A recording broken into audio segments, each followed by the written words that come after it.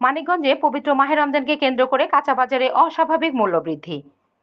মুক্তিযুদ্ধের চেতনা টিভি মানিকগঞ্জ জেলার প্রতিনিধি বীর মুক্তিযোদ্ধা মোহাম্মদ আজহার হোসেন। পবিত্র মাহে রমজান উপলক্ষে মানিকগঞ্জ বাস স্ট্যান্ড এবং শহরের কাঁচা বাজারে নিত্য প্রয়োজনীয় পণ্য ও ফলমূলের দাম অস্বাভাবিক মূল্য বৃদ্ধি দেখা গেছে। আজ 19শে ফেব্রুয়ারি 2026 বৃহস্পতিবার সকাল 11টায় মানিকগঞ্জ বাস স্ট্যান্ড এবং শহরের কাঁচা বাজার পরিদর্শনে আসেন এক্সিকিউটিভ ম্যাজিস্ট্রেট শরীফুল্লাহ এবং এক্সিকিউটিভ ম্যাজিস্ট্রেট পাশিরা ম্যাডাম।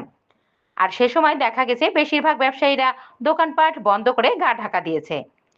বাজারের সবচেয়ে বেশি আলোচনায় রয়েছে লেবুর দাম। বাজার ঘুরে দেখা গেছে প্রতি হালি লেবু বিক্রি হচ্ছে 50 থেকে 60 টাকায় এবং কেজি বিক্রি হচ্ছে 200 টাকা দরে, যা অন্যান্য সময়ের তুলনায় অনেক বেশি। এছাড়া বেগুন, কাঁচামরিচ, শসা, ক্ষীরা, টমেটো সহ অন্যান্য সবজির দামও কেজি প্রতি 20 থেকে 30 টাকা পর্যন্ত বৃদ্ধি পেয়েছে।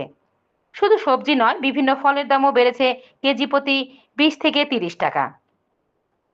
আপেল, কমলা, কলা, পেঁপে, তরমুজ সহ অধিকাংশ ফলমূলের ক্ষেত্রে এই মূল্যবৃদ্ধি লক্ষ্য করা গেছে। ফলে ইফতার সামগ্রী কিনতে গিয়ে অতিরিক্ত খরচ করতে হচ্ছে সাধারণ মানুষের। আর যে খেজুর কিনেছি বেশি না, মানে আগে তো ছিল নর্মালি সাধারণ মানুষ চলতে পারতো, এখন এমন হয়েছে সাধারণ মানুষ খাবার খেতে পারবে না। 3 দিন আগে বকলি কিনেছি 30 টাকা, অনেক ফিস আজকে পাচ্ছে 100 টাকা।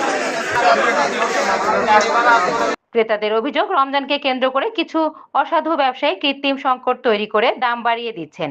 তবে বিক্রেতারা বলছেন পাইকারি বাজারে দাম বেড়েছে, যার প্রভাব খুচরা বাজারে পড়ছে। সচেতন মহলের দাবি, বাজার নিয়ন্ত্রণে সংশ্লিষ্ট কর্তৃপক্ষের কার্যকর মনিটরিং ও তদারকি জরুরি।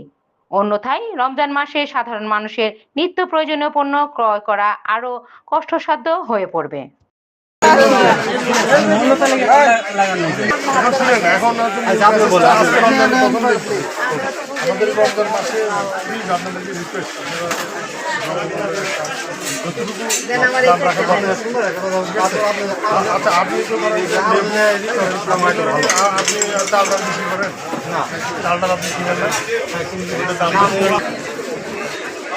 লেবু কত করে? লেবু ওটা কিনতে হবে না।